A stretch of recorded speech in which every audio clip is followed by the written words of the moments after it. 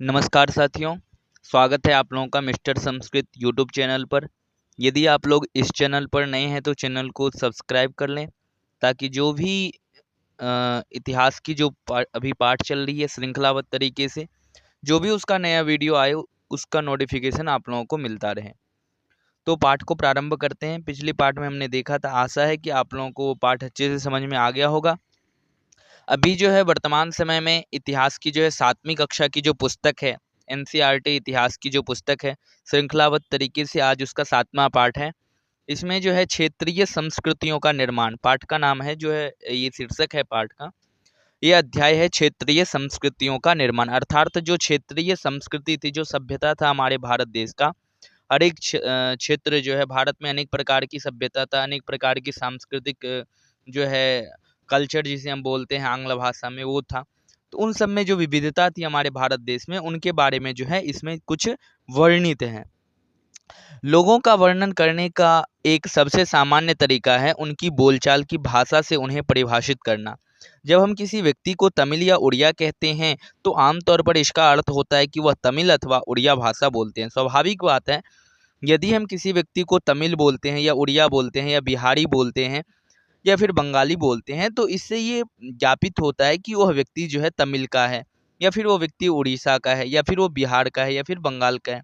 तो उसकी भाषा के तौर पर उसको हम परिभाषित कर देते हैं, और तमिलनाडु या उड़ीसा में रहता है। इस तरह से हम प्रत्येक क्षेत्र को कुछ खास किस्म के भोजन, वस्त्र, काव्य, नृत्य, संगीत और चित्रकला से जोड़ा करते हैं।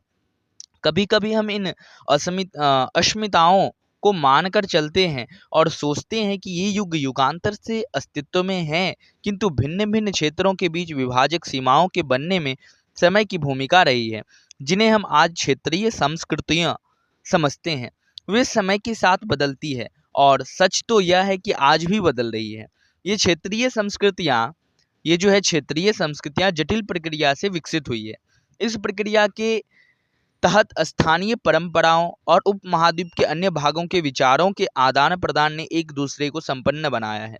जैसा कि हम देखेंगे, कुछ परंपराएं तो कुछ विशेष क्षेत्रों की अपनी हैं, जबकि कुछ अन्य भिन्न भिन्न क्षेत्रों में एक समान प्रतीत होती है। परंतु इसके अतिरिक्त कुछ अन्य परंपराएं एक खास इलाके के पुराने रीति रिवाजों से तो निकली है, परंतु अन्य क्षेत्रों में जाकर उन्होंने एक नया रूप ले लिया है।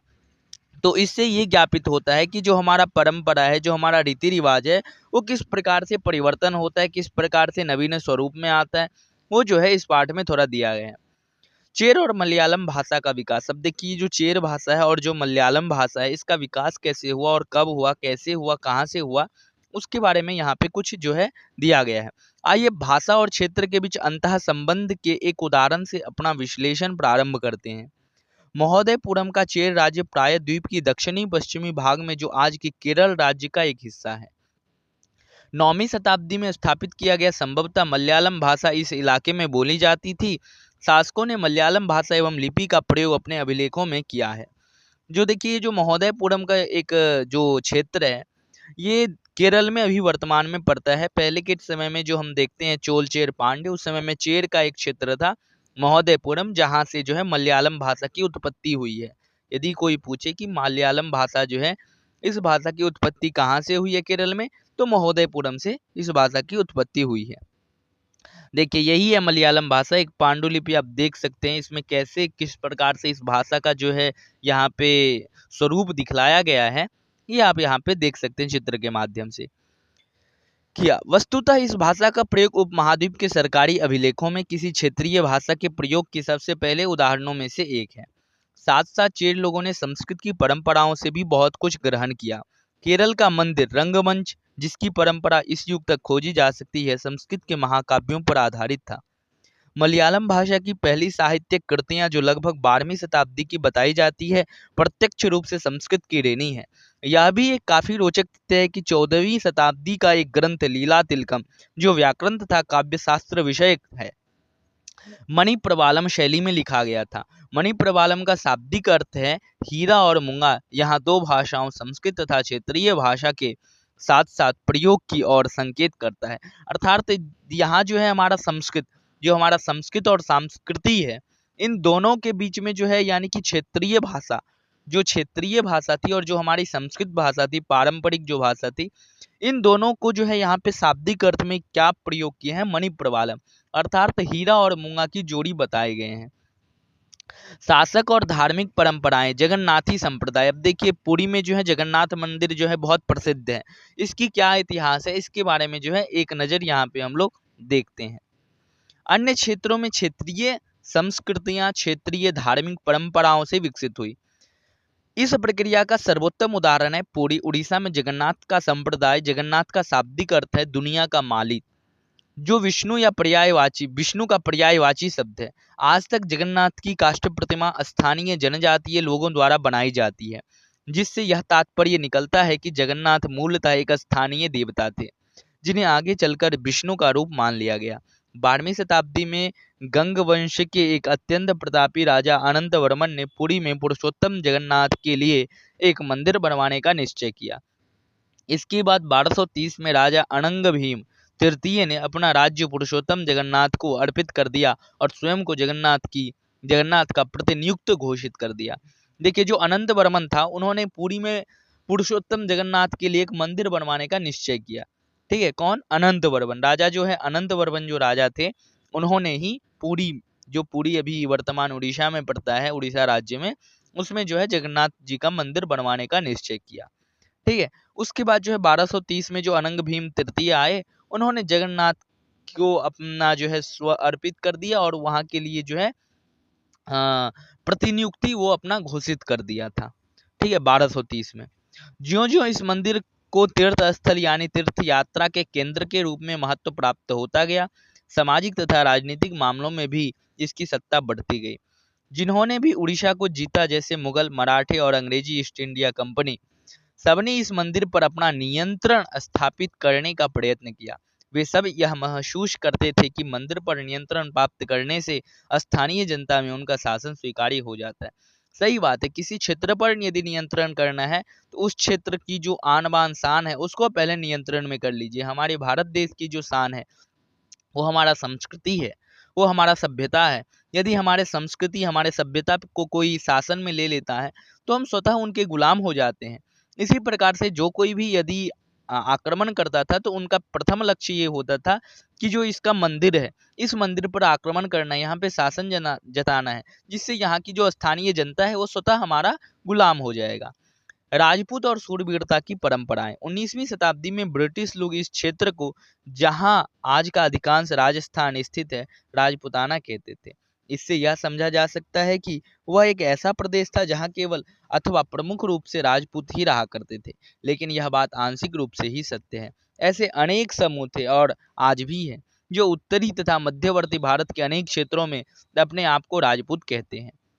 यह भी सच है कि राजस्थान में राजपूतों के अलावा अन्य लोग भी रहते हैं, तथापि अक्सर यह माना जाता है कि राजपूतों ने राजस्थान को एक विशिष्ट संस्कृति प्रदान की है। ये सांस्कृतिक परंपराएं वहां के शासकों के आदर्शों तथा अभिलाषाओं के साथ घनिष्ठता से जुड़ी हुई थी। लगभग 8वीं शताब्दी से आज के राजस्थान के अधिकांश भाग पर विभिन्न परिवारों के राजपूत राजाओं का शासन रहा। पृथ्वीराज, जिसके बारे में हम लोगों ने पिछले अध्याय में पढ़ चुके हैं, पृथ्वीराज चौहान, यानी कि दिल्ली सल्तनत की जब बात की गई थी तो पृथ्वीराज चौहान के बारे में भी हम लोगों ने पढ़ा था। तो पृथ्वीराज चौहान के बारे में जो है यहाँ पे बता रहे हैं कि पृथ्वीराज एक ऐसा ही शासक था। ये शासक ऐसे सूरवीरों के आदर्शों को अपने हृदय में, ठीक है ना, देखिए ये राजकुमार राज सिंह की ये यहाँ पे बता रहे हैं, उनकी जो है चित्र यहाँ पे दिखला रहे हैं आपको। तो यहाँ पे जो है बात हो रही है पृथ्वीराज चौहान की। तो संजोए रखते थे, जिन्होंने रण क्षेत्र में बहादुरी से लड़ते हुए अक्सर मृत्यु का वरण किया मगर पीठ नहीं दिखाई। सही बात है, पृथ्वीराज चौहान इतने वीर थे, इतने वो शूरवीर थे, जिन्होंने मोहम्मद गौरी को 91 में हराया था और फिर 92 में जो है वो खुद उनसे पराजित हो गए। लेकिन पराजित तो हुए, लेकिन ये नहीं था कि युद्ध क्षेत्र से वो पलायन कर गए, भाग गए। युद्ध क्षेत्र से भागे नहीं, बल्कि वो डटे रहे और उनसे युद्ध करे। 1191 में मोहम्मद गौरी उसको हरा दिए थे, मोहम्मद गौरी को वो हराए थे पृथ्वीराज चौहान। लेकिन 1192 में जब मोहम्मद गौरी ने उस पर आक्रमण किया तो कुछ कारणवश जो है वो जीत नहीं पाए और उस युद्ध में पराजय उनको हाथ लगा। लेकिन वो जो है कभी भी पीछे नहीं हटे, भले ही हम उनसे कमजोर हैं, भले ही हम सत्ता में या शक्ति में उनसे कमजोर हैं, लेकिन पीठ नहीं दिखाएंगे। राजपूत शूरवीरों की कहानियां काव्यों एवं गीतों में सुरक्षित हैं। ये विशेष रूप से प्रशिक्षित चारण भाटों द्वारा गाई जाती है। ये काव्य एवं गीत ऐसे शूरवीरों की स्मृति को सुरक्षित रखते थे और उनसे यह आशा की जाती थी कि वे अन्य जनों को भी उन शूरवीरों का अनुकरण करने के लिए प्रेरित एवं प्रोत्साहित करेंगे। साधारण जन भी इन कहानियों से आकर्षित होते थे। इन कहानियों में अक्सर नाटकीय स्थितियां और स्वामी भक्ति, मित्रता, प्रेम, शौर्य, क्रोध आदि प्रबल संवेगों का चित्रण होता था। क्या स्त्रियां को भी इन कहानियों में स्थान प्राप्त था? कहीं कहीं यह चित्रित किया गया है कि स्त्रियां अपनी शूरवीर पतियों का जीवन मरण दोनों में अनुसरण करती थी। सती प्रथा यानी विधवाओं, ठीक है, जो स्त्रियां होती थी वो भी अपने शूरवीरों का जन्म, जब वो जीवित रहते थे, जीवन में भी उनके स्मरण करते थे और मृत्यु होने के बाद भी जो है वो उनके प्रति जो है अपना जो सद्भावना है, वो सद्भावना है वो व्यक्त करती थी। ठीक है, जिसे सती प्रथा के नाम से जानते थे हम लोग। प्राचीन काल में एक प्रथा थी जो, हालांकि ये प्रथा जो है अच्छी नहीं थी, ये हमारे सभ्यता में है, लेकिन ये सती प्रथा जो है ये ठीक नहीं है, क्योंकि इसमें यदि एक व्यक्ति का मृत्यु हो जाता है तो उसके साथ दूसरे को मर जाना ये कहीं ठीक नहीं लग रहा था। इसलिए फिर आगे जाके बहुत से लोगों ने इसको जो है सुधार करने में, आगे जब आप 8वीं कक्षा में पढ़ेंगे तो अनेक प्रकार की आए लोग, जिसमें ईश्वर कृष्ण आए थे, ठीक है, ईश्वरचंद विद्यासागर जी आए थे, बहुत से लोग आए, अंग्रेज भी साथ दिए थे। तो इन लोगों ने मिलकर जो है सती प्रथा का जो है यहाँ से, भारत से ये सभ्यता को हटाया था। ठीक है, तो अनेक प्रकार के विधवाओं भी यहाँ पे शोक व्यक्त करते थे, अपना जो सद्भावना था, जो संवेदना था वो व्यक्त करते थे। द्वारा अपने मृतकों पतियों का चिता पर जिंदा जल जाने की प्रथा का भी कुछ कहानियां में उल्लेख पाया जाता है। इस प्रकार जो लोग शूरवीरता के आदर्शों का पालन करते थे, उन्हें अक्सर इस आदर्श के लिए अपने जीवन का बलिदान करना होता था। अब देखिए, सती प्रथा का अर्थ वही है कि यदि किसी महिला का पति जो है मृत्यु प्राप्त कर लेता है, तो उसके साथ ही उस महिला को, यानी कि उसकी पत्नी को भी जो है जीवित जल जाना पड़ता था चिता में।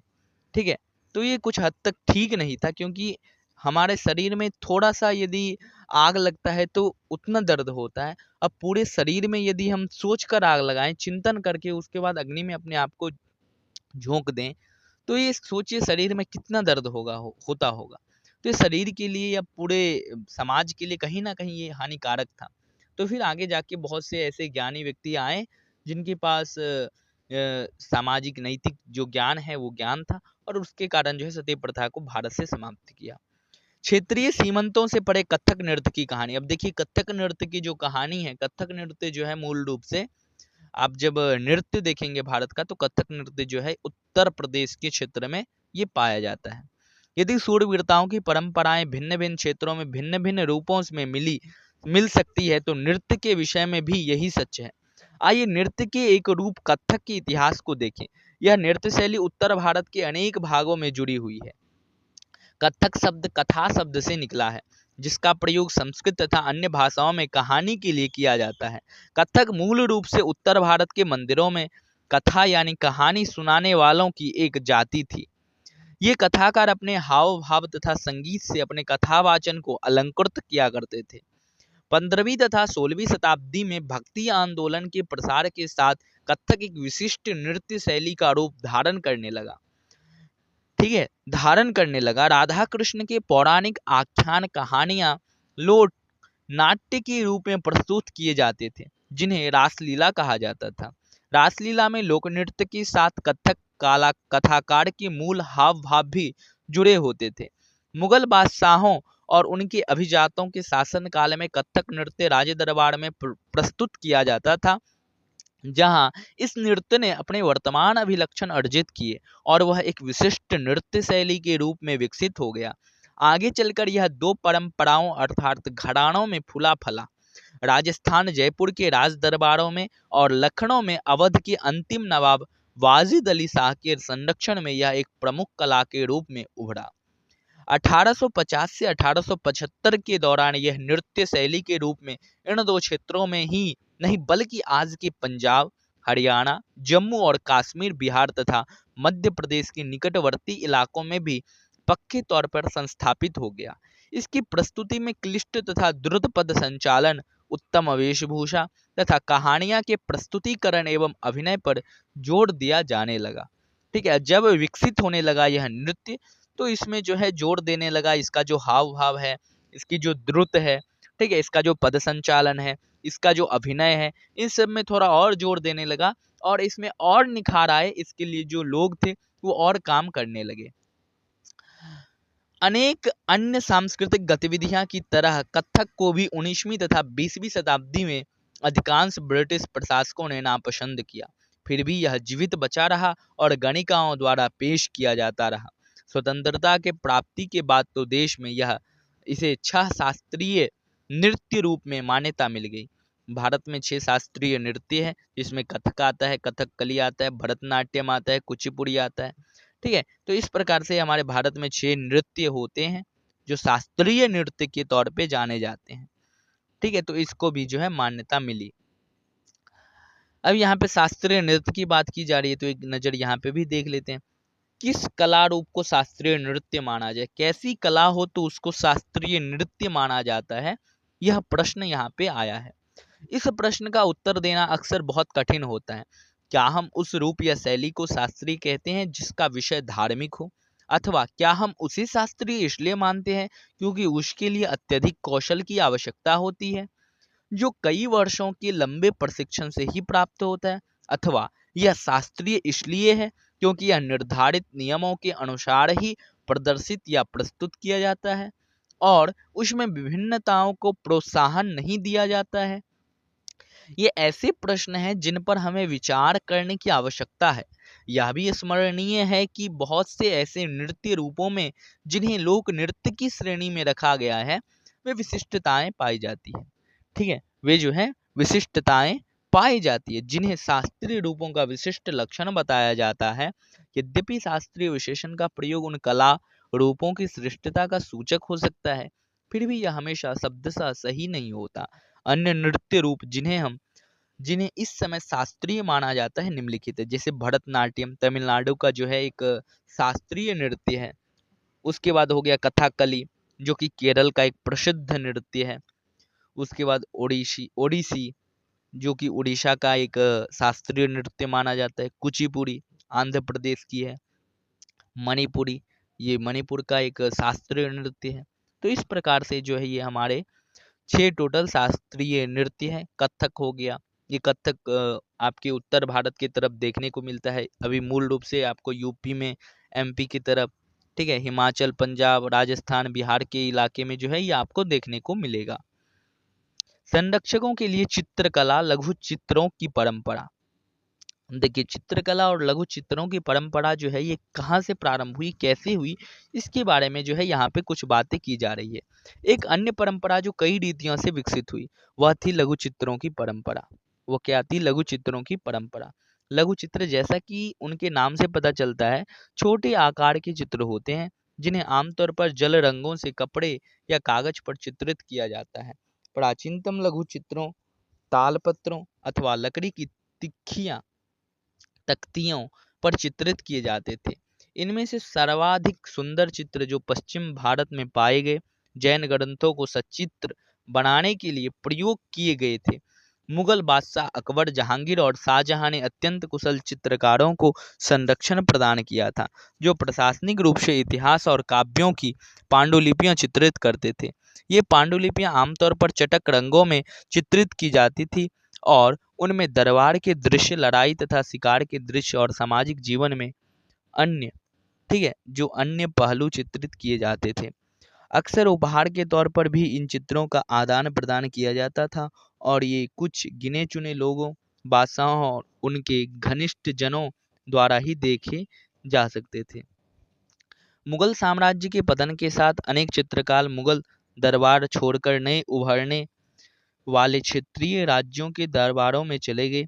परिणामस्वरूप मुगलों की कलात्मक रुचियां ने दक्षिण के क्षेत्रीय दरबारों और राजस्थान की राजपूती राज दरबारों को प्रभावित किया, लेकिन इसके साथ ही उन्होंने अपनी विशिष्ट विशेषताओं को सुरक्षित रखा और उनका विकास भी किया। मुगल उदाहरणों का अनुसरण करते हुए शासकों तथा उनके दरबारों के दृश्य चित्रित किए जाने लगे। इनके साथ साथ मेवाड़, जोधपुर, बूंदी, कोटा और किशनगंज जैसे केंद्रों में पौराणिक कथाओं तथा काव्यों के विषयों का चित्रण बराबर जारी रहा। ठीक है, तो इस प्रकार से ऐसा ही एक अन्य क्षेत्र था आधुनिक हिमाचल प्रदेश के इर्द गिर्द हिमालय के तलहटी का इलाका। 17वीं शताब्दी के बाद वाले वर्षों में इस क्षेत्र में लघु चित्रकला की एक साहसपूर्ण एवं भावप्रवण शैली का विकास हो गया, जिसे बसौली शैली कहा जाता है। यहाँ जो सबसे लोकप्रिय पुस्तक चित्रित की गई वह थी भानुदत्त की रासमंजरी।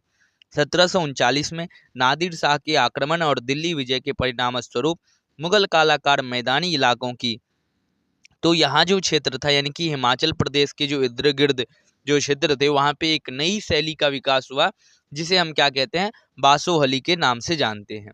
ठीक है, मुगल कलाकार मैदानी इलाकों की, देखिए इस प्रकार से जो चित्रकला थी उस समय में हिमाचल की क्षेत्र की यानी उत्तर भारत के क्षेत्र की जो चित्रकला थी, जिसे हम बासोहली के नाम से जानते हैं।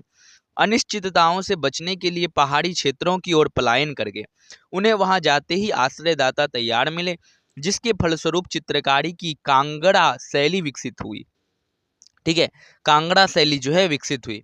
18वीं शताब्दी के मध्य भाग तक कांगड़ के कलाकारों ने एक नई शैली विकसित कर ली, जिसने लघु चित्रकारी में एक नई जान डाल दी।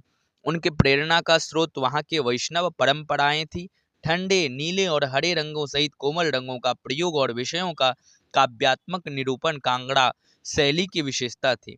स्मरण रहे कि साधारण स्त्री पुरुष भी बर्तनों, दीवारों, कपड़ों, फर्श आदि पर अपनी कलाकृतियां चित्रित करते थे। कला के इन नमूनों में से कुछ ही बच पाते थे।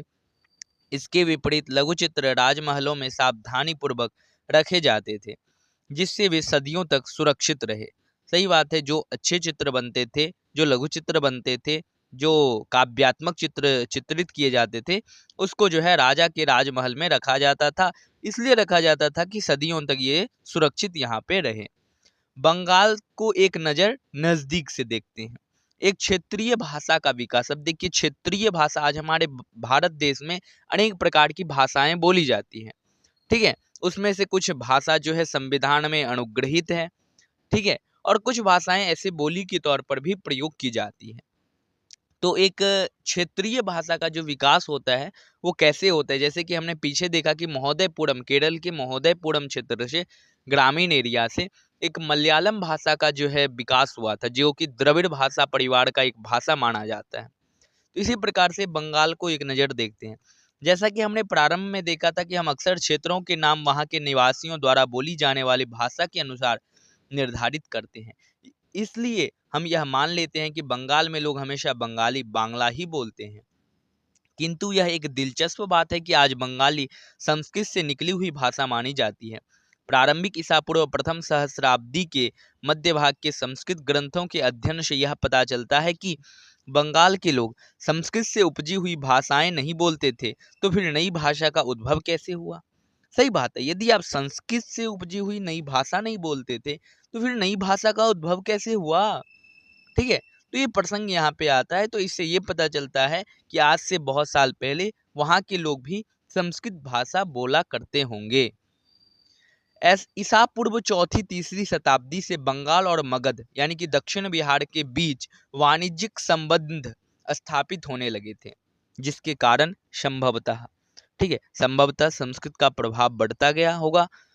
चौथी शताब्दी के दौरान गुप्त वंशीय शासकों ने उत्तरी बंगाल पर अपना राजनीतिक नियंत्रण स्थापित कर लिया और वहां जो है ब्राह्मणों को बसाना शुरू कर दिया। इस प्रकार गंगा की मध्य घाटी के भाषाई तथा सांस्कृतिक प्रभाव अधिक प्रबल हो गए और 7वीं शताब्दी में चीनी यात्री ह्यून सांग ने यह पाया कि बंगाल में सर्वत्र संस्कृत से संबंधित भाषाओं का प्रयोग हो रहा था। 8वीं शताब्दी से पाल शासकों के अंतर्गत एक क्षेत्रीय राज्य का उद्भव हो गया। 14वीं से 16वीं शताब्दी के बीच बंगाल पर सुल्तानों का शासन रहा, जो दिल्ली में स्थित शासकों से स्वतंत्र थे, जिसके बारे में आप अध्याय 3 में पढ़ चुके हैं। 1586 में जब अकबर ने इस प्रदेश बंगाल को जीत लिया तो उसे सूबा माने जाने लगा। ठीक है, जब अकबर ने इस प्रदेश को जीता था 1586 में, तब जो है उसे बंगाल का सूबा माने जाने लगा। इस समय जो प्रशासन की भाषा तो फारसी थी, लेकिन बंगाली एक क्षेत्रीय भाषा के रूप में विकसित हो रही थी। वस्तुतः 15वीं शताब्दी तक आते आते उपभाषाओं तथा बोलियों का बंगाली समूह एक सामान्य साहित्यिक भाषा के द्वारा एकबद्ध हो गया। यह साहित्यिक भाषा उस क्षेत्र के पश्चिमी भाग की बोलचाल की भाषा थी जिसे अब पश्चिमी बंगाल कहा जाता है। यद्यपि बंगाली का उद्भव संस्कृत से ही हुआ है, पर यह अपने क्रम विकास की अनेक अवस्थाओं से गुजरी है। इसके अलावा गैर संस्कृत शब्दों का एक विशाल शब्द भंडार जो जनजातीय भाषाओं, फारसी और यूरोपीय भाषाओं सहित अनेक स्रोतों से इसे प्राप्त हुआ है, आधुनिक बंगाल का एक हिस्सा बन गया है। बंगाली के प्रारंभिक साहित्य को दो श्रेणियों में बांटा जा सकता है। एक श्रेणी संस्कृत की ऋणी है और दूसरी उससे स्वतंत्र है। पहली श्रेणी में संस्कृत महाकाव्यों के अनुवाद, मंगल काव्य, शाब्दिक अर्थों में यानी कि शुभ यानी मांगलिक काव्य जो स्थानीय देवी देवताओं से संबंधित है, और यही नहीं, और भक्ति साहित्य जैसे गौड़ीय वैष्णव आंदोलन के एक नेता श्री चैतन्य देव के जीवनियां अध्याय 6 में शामिल है। दूसरी श्रेणी में नाथ साहित्य शामिल है, जैसे मैनामती गोपीचंद्र के गीत, धर्म ठाकुर की पूजा से संबंधित कहानियां, परिकथाएं, लोक कथाएं और गाथा गीत जो है उसमें शामिल है। जैसे मैनामती गोपीचंद्र और धर्म ठाकुर की यहाँ पे कुछ जो है कृतियां यहाँ पे उपलब्ध की गई है। नाथ लोग सन्यासी होते थे और जो तरह तरह की योगिक क्रियाएं करते थे। यह गीत विशेष जो अक्सर अभिनीत किया जाता है, यह बताता है कि रानी मैनामती ने अपने पुत्र गोपीचंद को अनेक बाधाओं के समक्ष संन्यास का मार्ग अपनाने को किस प्रकार प्रोत्साहित किया। धर्म ठाकुर एक क्षेत्रीय लोकप्रिय देव हैं जिनकी पूजा अक्सर एक पत्थर या काठ की मूर्ति के रूप में की जाती है। पहली श्रेणी के ग्रंथों का काल निर्णय करना अपेक्षाकृत सरल है, क्योंकि ऐसी अनेक पांडुलिपियां पाई गई है जिनमें यह इंगित किया गया है कि उनकी रचना 15वीं शताब्दी के उत्तरार्ध और 18वीं शताब्दी के मध्य भाग के बीच की गई थी। दूसरी श्रेणी की कृतियां मौखिक रूप से कहीं सुनी जाती थी, इसलिए उनका काल निर्णय सही नहीं किया जा सकता है। वे खास तौर पर पूर्वी बंगाल में लोकप्रिय थे, जहां ब्राह्मणों का प्रभाव अपेक्षाकृत कम था। पीर और मंदिर, अब पीर क्या होता है और मंदिर क्या होता है, इन दोनों में क्या संबंध था और क्या भेद है, इसके बारे में यहाँ जो है कुछ विशेष रूप से बताया गया है। 16वीं शताब्दी से लोगों ने बड़ी संख्या में पश्चिमी बंगाल के कम उपजाऊ क्षेत्रों को छोड़कर दक्षिण पूर्वी बंगाल की जंगली तथा दलदली इलाकों में प्रवास करना शुरू कर दिया था। ज्यों-ज्यों वे पूर्व की ओर बढ़ते गए, वे जंगलों को साफ करके भूमि में धान की खेती करने लगे। सनई सनई स्थानीय मछुआ तथा स्थानांतरीय खेती करने वाले लोग जो अक्सर जनजातीय थे, किसानों के नए समुदाय में मिल गए। इन्हीं दिनों बंगाल पर मुगलों का नियंत्रण स्थापित हो गया था, जिन्होंने पूर्वी डेल्टा प्रदेश के केंद्रीय भाग में स्थित ढाका नगर में अपनी राजधानी स्थापित की। अधिकारी और कर्मचारी लोग भूमि प्राप्त करके अक्सर उस पर मस्जिद बना लेते थे, जो इन इलाकों के धार्मिक रूपांतर के केंद्रों के रूप में काम आते थे। प्रारंभ में बाहर से आकर यहाँ बसने वाले लोग इन अस्थिर परिस्थितियों में रहने के लिए कुछ व्यवस्था तथा आश्वासन चाहते थे। ये सुख सुविधाएं तथा आश्वासन उन्हें समुदाय के नेताओं ने प्रदान की। ये नेता शिक्षकों और निर्णायकों की भूमिकाएं भी अदा करते थे। कभी कभी ऐसा समझा जाता था कि इन नेताओं के पास अलौकिक शक्तियां हैं। स्नेह और आदर से लोग इन्हें पीर कहा करते थे। इस पीर श्रेणी में संत या सूफी और अन्य धार्मिक महानुभाव, साहसी, उपनिवेशी, देवत्व प्राप्त सैनिक एवं योद्धा, विभिन्न हिंदू एवं बौद्ध देवी देवता और यहाँ तक कि जीवात्माएं भी शामिल थे। पीरों की पूजा पद्धतियां बहुत ही लोकप्रिय हो गई और उनकी मजारें बंगाल में सर्वत्र पाई जाती है। बंगाल में 15वीं शताब्दी के बाद वाले वर्षों में मंदिर बनाने का दौर जोरों पर रहा, जो 19वीं शताब्दी में आकर समाप्त हो गया। हमने देखा है अध्याय 2 की मंदिर और अन्य धार्मिक भवन अक्सर उन व्यक्तियों या समूह द्वारा बनाए जाते थे जो शक्तिशाली बन रहे थे। वे इनके माध्यम से अपनी शक्ति तथा भक्ति भाव का प्रदर्शन करना चाहते थे। बंगाल में साधारण ईंटों और मिट्टी गाड़े से अनेक मंदिर निम्न सामाजिक समूहों जैसे कालू, तेली, कंसारी, घंटा धातु के कारीगर आदि के समर्थन से बने थे। यूरोप के व्यापारिक कंपनियों के आ जाने से नए आर्थिक अवसर पैदा हुए। इन सामाजिक समूहों से संबंधित अनेक परिवारों ने इन अवसरों का लाभ उठाया। जैसे जैसे लोगों की सामाजिक तथा आर्थिक स्थिति सुधरती गई, उन्होंने इन स्मारकों के निर्माण के माध्यम से अपनी परिस्थिति या प्रतिष्ठा की घोषणा कर दी। जब स्थानीय देवी देवता जो पहले गांव में छान छप्पर वाली झोपड़ियां में रहती थी, देखिए इस प्रकार से जो है मंदिर की निर्माण प्रारंभ की गई थी। पहले झोपड़ी, उसके बाद धीरे धीरे मंदिर का जो है निर्माण प्रारंभ कर दिया गया था। तो जो रहती थी में पूजे जाते थे को ब्राह्मणों द्वारा मान्यता प्रदान कर दी गई, तो उनकी प्रतिमाएं मंदिरों में स्थापित की जाने लगी। अर्थात जिसको ब्राह्मण द्वारा जो है मान्यता दे दी जाती थी, उनकी जो है प्रतिमा मंदिर में स्थापित की जाती थी। इन मंदिरों की शक्ल या आकृति बंगाल की छप्परदार झोपड़ियों की तरह दो चाला यानी कि दो छतों वाली या चौचाला चार छतों वाली होती थी। इसके कारण मंदिरों की स्थापत्य कला में विशिष्ट बंगाली शैली का प्रादुर्भाव हुआ। अपेक्षाकृत अधिक जटिल चौचाला यानी चार छतों वाली ढांचे में चार त्रिकोणीय छतें पर दीवारों पर रखी जाती थी, जो ऊपर तिर्यक रेखा या एक बिंदु तक जाती थी। मंदिर आमतौर पर एक वर्गाकार चबूतरे पर बनाए जाते थे। उनके भीतरी भाग में कोई सजावट नहीं होती थी, लेकिन अनेक मंदिरों की बाहरी दीवारें चित्रकारियों, सजावटी टाइलों अथवा मिट्टी की जो पट्टियां हैं, पट्टियों से सजी होती थी। कुछ मंदिरों में, विशेष रूप से पश्चिम बंगाल के बांकुड़ा जिले में, ठीक है, किस जिले में, बांकुड़ा जिले में विष्णुपुर के मंदिर में ऐसी सजावटें अत्यंत, ठीक है, अत्यंत उत्कृष्ट कोटि तक पहुंच चुकी थी। और इस प्रकार से जो है बंगाल की जो वहाँ की सभ्यता थी, वहाँ की जो संस्कृति थी, वहाँ का जो धर्म था, उसका किस प्रकार से उद्भव हुआ, वो यहाँ पे बता रहे हैं। अब बंगाल में जो है मछली जिसे हम बोलते हैं ना, वो भोजन के रूप में कैसे प्रयोग में लाए गए, उसके बारे में जो है यहाँ पे दिया जा रहा है। मछली भोजन के रूप में परंपरागत भोजन संबंधित आदतें आमतौर पर स्थानीय रूप से उपलब्ध खाद्य पदार्थों पर निर्भर करती है। बंगाल एक नदीय मैदान है जहां मछली और धान की उपज बहुतायत से होती है। अब बंगाल जो क्षेत्र है वो एक उपजाऊ क्षेत्र है, जिसमें क्योंकि उधर से बहुत सारी नदियां बहती है, जैसे गंगा हो गया, सोन नदी हो गया, अनेक प्रकार की नदियां बहती है, ब्रह्मपुत्रा हो गया। तो वहाँ जो है चावल या गेहूं, जो भी समझे, धान या गेहूं की जो खेती है, क्योंकि उपजाऊ है तो फसल वहाँ पे होती है, और साथ ही नदी बहती है, तो मछलियां भी जो है वहाँ पे अत्यधिक मात्रा में होती है। तो स्वतः बात है, यदि खाने पीने की अभाव होगा तो वहां से लोग मछलियां पकड़ते हैं, नदी से पकड़ते हैं और भोजन के रूप में उसको स्वीकार करते हैं। तो उसी के कारण यहाँ पे कुछ प्रसंग है। उपज बहुत आयात से होती है, और वहाँ जो मछली और धान्य जो है उसका उपज बहुत आयात में होती है, आज भी होती है, प्राचीन काल से लेकर वर्तमान भूत भविष्य तक होते रहेगी। ऐसा वो क्षेत्र बनाया गया है प्रकृति के द्वारा।